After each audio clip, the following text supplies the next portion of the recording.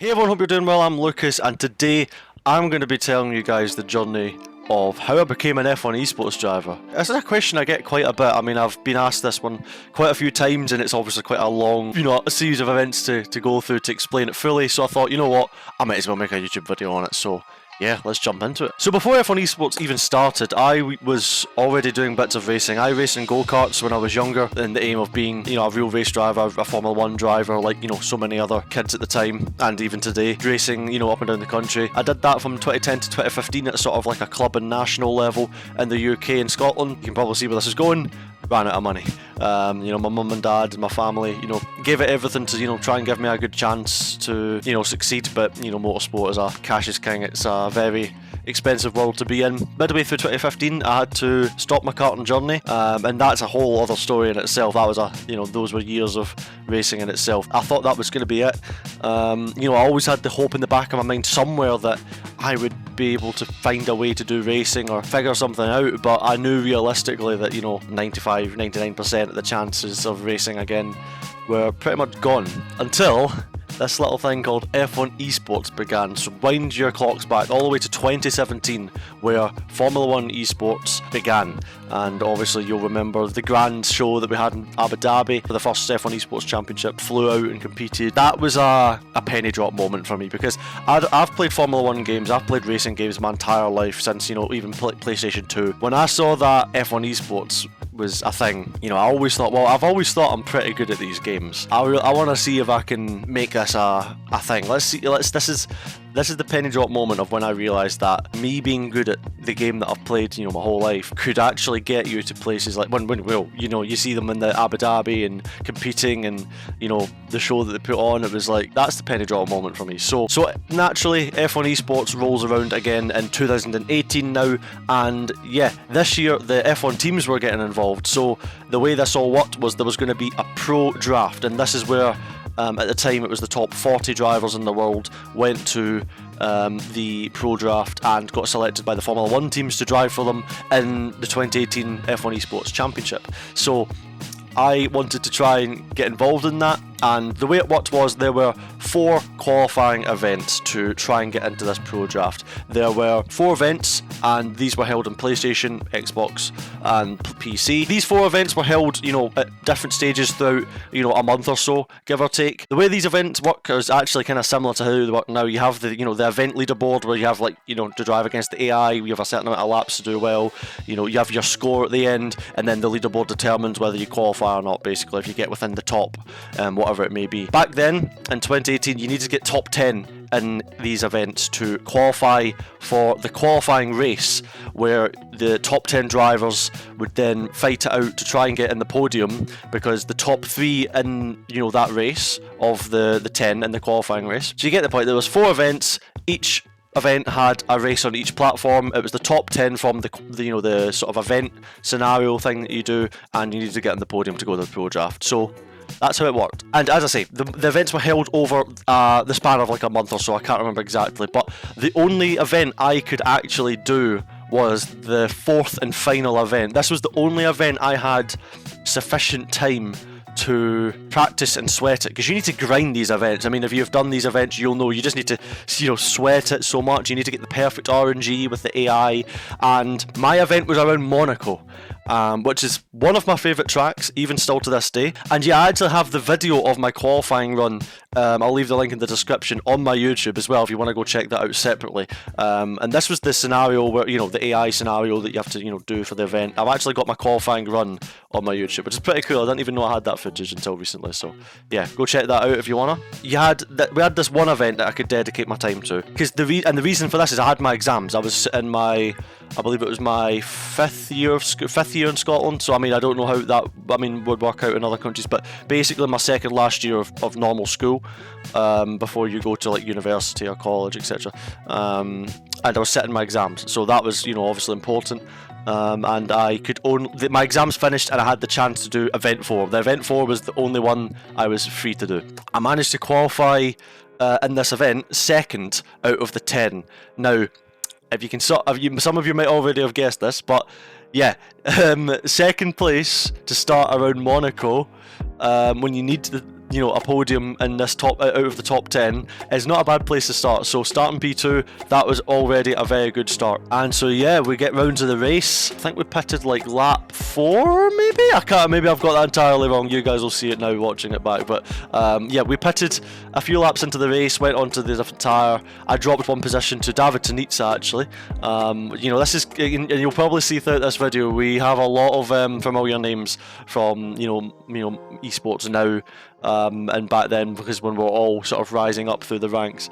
Yeah, so we dropped one position, but we were still in that crucial P3 spot. And then we just brought it home, followed the train in front of us in the top 3, and we qualified for the pro draft. That was us. We were in the top 40, and I remember at the time in this room I was jumping up and down, losing my mind. So the top 40 gathered down in the UK for the British Grand Prix week down in England to do the pro draft, and this consisted of multiple different you know, sort of events and stuff like that. But one of the key ones was we had the chance to race against each other and yeah, get the chance to try and show what we had. And you know, me turning up, I remember at the time, you know, you had all the well-known names in the scene. You had the Saltank brothers, you had Freddie Rasmussen, Berezny was there as well. Yeah, there was so many, you know, at the time there was a lot of established names, and I remember walking amongst them and thinking to myself, I am literally nobody. I remember thinking, like, I'm literally like nobody, absolutely nobody, and no one knows who I am. You know, I'm walking amongst, you know, what I considered the best drivers. And it was a pretty surreal experience at the time.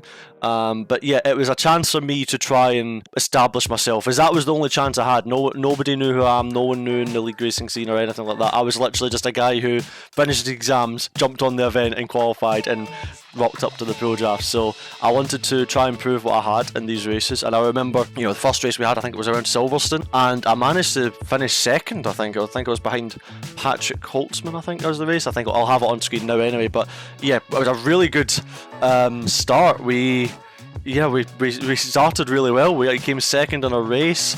I think there was like 4 heats, and it was like a tournament style, and we were, yeah, got P2 in that race, and that was amazing. So we were super hyped with that. Yeah, I still remember it to this day, and it was quite gutting at the time. We had the semi-final or something, and then we ended up losing front wing in turn 1, and that basically meant that I was out. That was it. That was my chance to show myself gone, because we lost front wing, and a really just unfortunate collision. I think it was turn 1. It was like, I don't think it was literally no one's fault. It was just 3 cars met in turn 1, and it was impossible for people to see each other. It was just a massive unfortunate mess.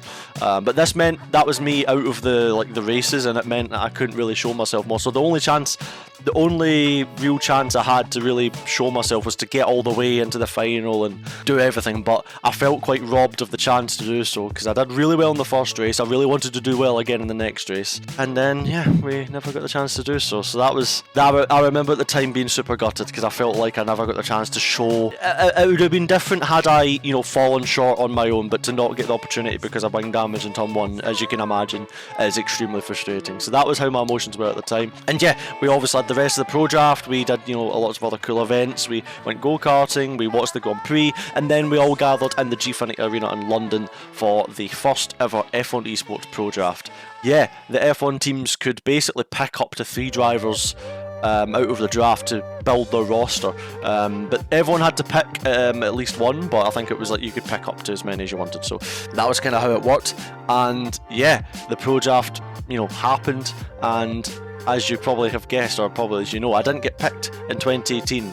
And with the power of hindsight, there was literally like a 1% chance I got picked. Like, no one knew who I was a complete nobody. No one, you know, knew my background. I was so, everything was so unknown. Like, for a team to take a chance on me would be a big, you know, they wouldn't have had a clue what they were getting into, in a sense, in that way, because they just didn't have that info.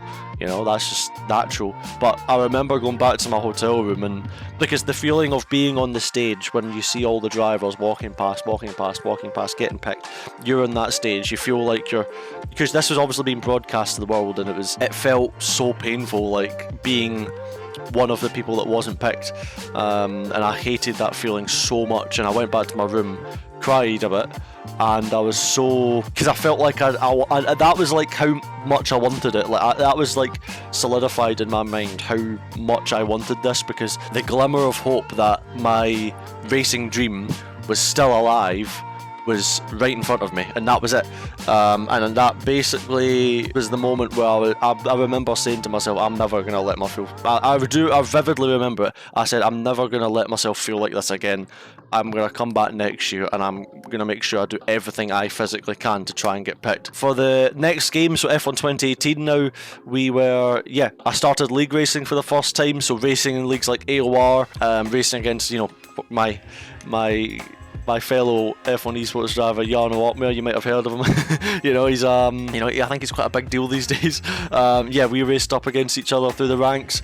In the AOR days, there were some great times, had some great battles, had a lot of fun. It was those were some fun times getting to league race. And the whole idea was to prove myself and to show everyone. And to establish myself within the scene, because obviously I'd been at the pro draft. Now it was time for me to try and show everybody that I had what it took, and that was my objective through the next year till the pro draft. It wasn't like a short little commitment. This was something that I wanted to commit to and make sure that I proving everything I could to be picked. I wanted to make sure I was worthy. So the whole year later we rock up to the 2019 Pro Draft qualifier, and you have the same event format, and thankfully this time I managed to get it done in the first one because it didn't conflict with my exams that year, thank goodness. So we got qualified nice and early into the Pro Draft, but this year was a little bit different. There was no multiple races this time, or there was no 4 race events, if that makes sense. It was one race off, and that was the top 10 drivers out of the 20. So it was a 20 car grid now on the same platform. So for me it was PS4 because that's what I raced up on. Top 10 qualified, and it was around Canada, and oh boy, that was an interesting race. Kind of scary to look back on, to think how different things could have turned out had the results went slightly differently. I remember we qualified in the top 10. It was a really bad qualifying, but we still managed to be in the top 10. But then it was raining in the race, and I've always loved the rain. I've always enjoyed driving in rain. I've always felt like it's a place where I can be competitive. That's when it all went wrong. Going into the hairpin, I think someone went up my inside, which I was not happy with, because it was a very awkward situation for me to try and get out of. And then we had a car on our outside who was innocently there, and you can see where this is going. Exit of the hairpin. We ended up in the wall with front wing damage. Watching the footage back, as you'll see, I can remember the emotion at the time. I mean, I was very calm and very composed at the time because I knew I couldn't afford to lose the time. But this could have been my years worth of preparation gone. This could have been it over. This could be my ticket to F1 Esports gone. And I had to focus and get my head down and push back on it. And I remember with front wing damage, we were still holding good pace, and we had to then, we had to just keep our heads down, keep pushing, and it was a long race, lots of commotion, lots of issues. I think we ended up getting wing damage twice, and it was such a messy race. But regardless of all of that, we managed to get the P9. We had everything thrown at us in this race. Literally everything that could have went wrong basically did, and yet we still qualified, and that was a huge relief. Had we missed out on that top 10, I would have had to have waited another year. My career as I know it to this day would not have panned out the way it did. It's crazy to look when you look back to think how marginal these things are. So we're in, qualified for the Pro Draft for the second year in a row, which was a huge relief, and flew down to the Pro Draft on my 18th birthday actually. That was what I did on my 18th birthday. I flew down to the Pro Draft in London. So the Pro Draft in 2019, there was 30 drivers total, and the way it worked was these 30 drivers were split into groups of 10, so 3 groups of 10, and we all had to, you obviously know the Gfinity Arena in London where the LAN used to be in 2019 esports. We all had a race in that arena against each other in our groups, so I was part of one of the 3 groups, and we all had a one-shot quali and a 50% race, and that was the format that this was our one and only shot to prove ourselves to the team. It was a little bit different from the year before, so it was all about trying to make the best of this opportunity. And for me, my mindset was very clear. I had to win. I was not wanting to settle for anything less than a win, and because that was the only way I felt like I had a chance of being picked. You know, I didn't have any connections with any teams. I didn't even message any teams. You know, no teams had messaged me prior to the pro draft. It was very much the way I saw myself getting picked was I need to turn up, do the best job I can, and try and hope that that's enough to prove that I've got what it takes. And yeah, we had our race, one-shot quali, started P3, was not a good lap, but you know, it was enough to get P3, and I knew my pace was really solid in general anyway. So we started P3, got up to P2 straight off the start, which was a huge win, and then we settled into the race. And as the race progressed more and more, I felt more and more confident, and I started to feel everything, you know, become more in my hands, and I sort of felt like it was more of a, I was just waiting for that right moment, you know, the laps ticking by, and then, lo and behold, you know, we were on slicks at the start, but what happens? It starts raining. It starts to rain, and it starts to rain just slowly. It didn't start raining heavily, it started raining just a tiny bit, and yeah, I remember it still, this move to this day. We were in the wet, I was picking my moment, and I wanted to get past before we started the pit stop, so yeah, went for the move around the outside of Stowe, a bit of oversteer, a bit of everything, a bit of wet weather, a bit of slicks in the wet, just like the good old karting days, and we took the lead, and we never looked back. We pulled away, our wet pace was amazing, and we won that race, and that was a big moment for me, because that was the moment where I, for the first time, felt like I'd possibly done enough to get picked, and yeah, that was a big moment. So heading on to the next day, it was the pro draft, sort of the day of reckoning. You know, it was everything I'd done for the last year worth it? Was it going to be enough? And you know, was I going to be picked by a team? And this year was different. The teams only selected one driver, so only 10 could get picked. And you know, I was one of the 3 winners. You know, there was only obviously there was 3 races of 10 people, and I was one of the 3 winners, so I knew in my mind I'd done everything I could. I just needed to hope that it was enough. And I remember that feeling, just sitting in those seats. It's literally the worst feeling in the world, sitting in those seats. I was so anxious, I was so, oh man, that was a horrible feeling, sitting in those seats. And the picks were going by, and you know, we got to the 5th and 6th pick, and I was starting to get really borderline panicky. It was very sketchy. I can still remember in my mind the quote from Tom Deacon, you know,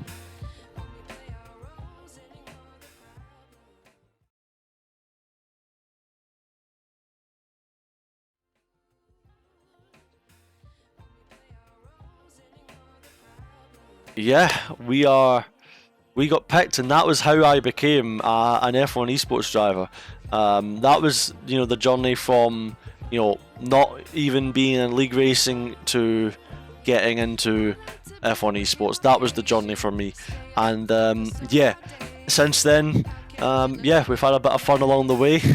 You know, 4 seasons in F1 Esports, and yeah, I guess, you know, the quote that people, I mean, the rest is history, or whatever quote you want to insert, you know, it's been a heck of a journey since then, but that is how I became a Formula 1 esports driver. Hope you guys enjoyed this video. Please let me know if you want to see more of this type of content. Let me know if I missed out any details that you want to know in the comments.